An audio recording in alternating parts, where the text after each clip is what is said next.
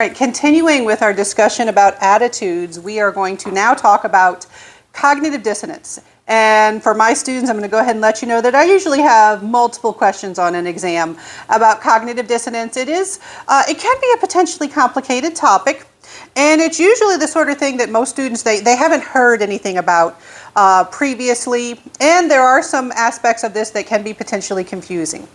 I just noticed the light changing in the room. Hopefully that's not too distracting. Of course, I just pointed it out to make it more distracting.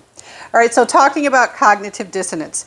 Cognitive dissonance, we can trace this idea back to Fessinger. Fessinger is kind of a big name in social psychology in general. And so cognitive dissonance is sort of a feeling you get when essentially your behavior doesn't seem to make a whole lot of sense. And I'll say more about this.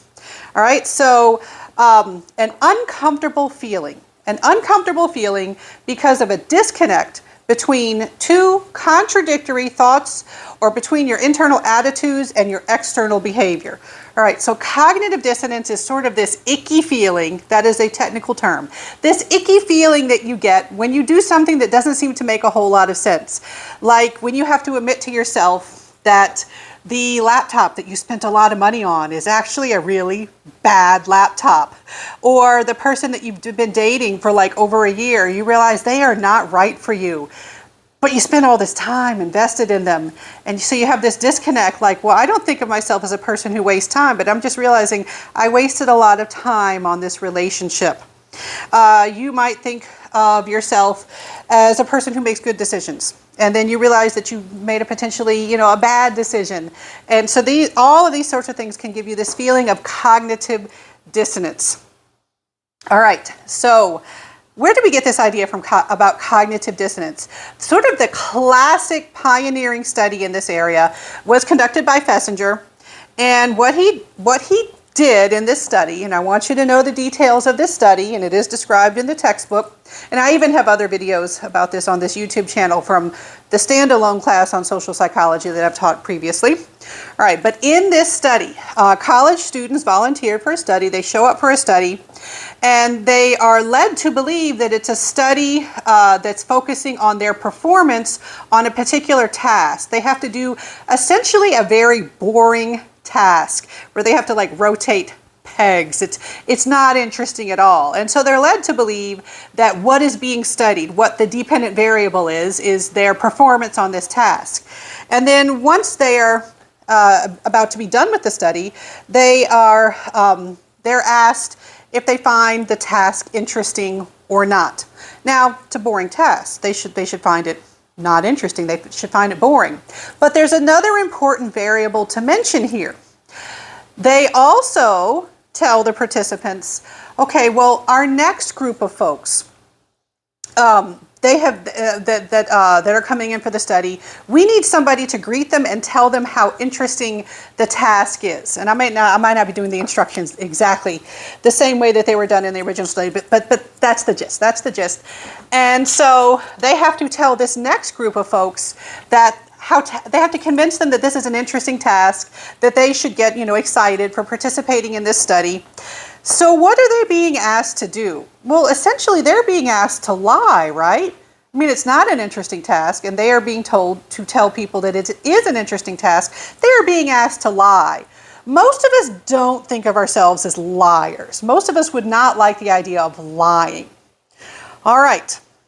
Another important factor, another variable that was manipulated in this study is their incentive for lying. Incentive. They were paid. They were paid for this study, but they were not all paid the same amount.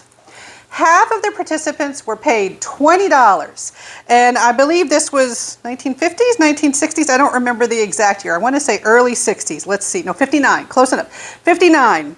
All right, 1959 money, $20. That was a good payment. You could have a good weekend with $20. All right, now the other half of the participants were only paid $1, which was more than it is now, but still not that much of an incentive. All right, so $20 versus $1. Which group do you think were the better liars? Or another way to ask this, which group do you think, when asked if the task was interesting, was more likely to say that the task actually was interesting? Which group found the task more interesting? Most students give the wrong answer. Most students say, well, I bet it's the $20 folks. The $20 folks are going to say it's more interesting. And that's not what Fessinger found. Fessinger found that the group that was paid only $1 rated the task as more interesting when they had had to lie and tell the next group how interesting the study and the task were. Why?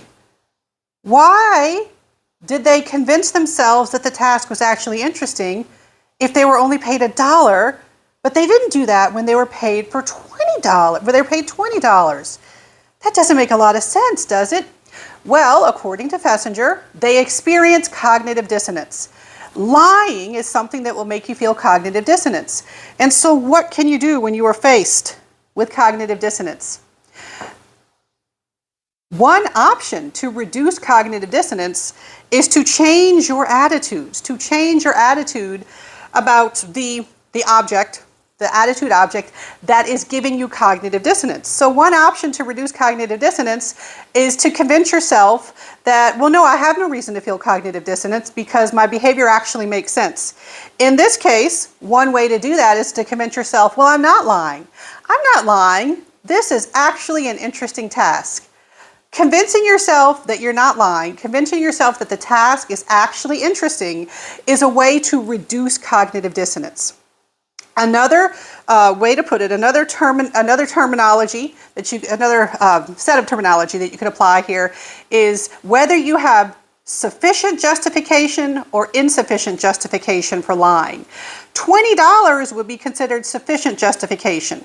So you don't experience cognitive dissonance, so you don't need to change your attitude. $1 would be insufficient justification for lying, so you feel the need to reduce that cognitive dissonance so you can change your attitude. You can lie to yourself, essentially. Now, in terms of my tablet, just reloaded the page, and I know there was something I was about to say, and of course I don't remember it. I had it on my prompts on my page here. Let me find it on my page. There are other things we can do to try to reduce cognitive dissonance. So here we go, cognitive dissonance. All right, so as I'm loading this, I do want to emphasize, students, especially on the test, students get these questions wrong about cognitive dissonance.